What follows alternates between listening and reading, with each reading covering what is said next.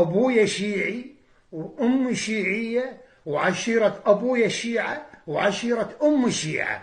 أنا مو سني، بس الفرق بيني وبين الآخرين أنا ما أتشرف بأي مذهب. أي مذهب ما أتشرف به إطلاقا، ما أتشرف بأي مذهب، وما ممكن أن أكون في يوم ما خروف أقاد من قبل معمم متخلف وجاهل وحمار. أنا مو سني، أنا مو شيعي، أنا أصلي عراقي، أصلي عراقي.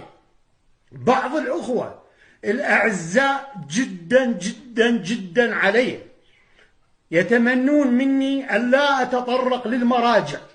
أنا ما أتطرق للمقدسات، المقدسات على صفحة، الحسين على صفحة، العباس على صفحة، حر بن الرياح على صفحة، المراجع مو على صفحة. المراجع ما تمثل الحسين، المراجع تمثل إيران أيها الأخوة.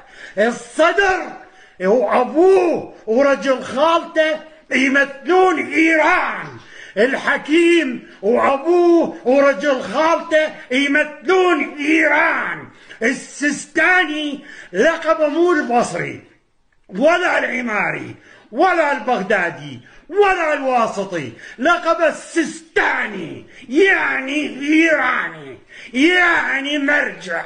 والمراجع لابد وأن تسحق بالأحذية، بأحذية المنتفضين وفرسان العراق، لا للمراجع.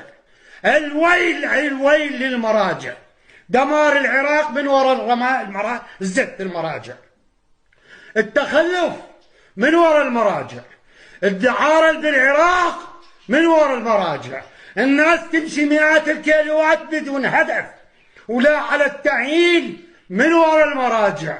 الرموز على صفحة، الحسين على صفحة، العباس أبو فاضل على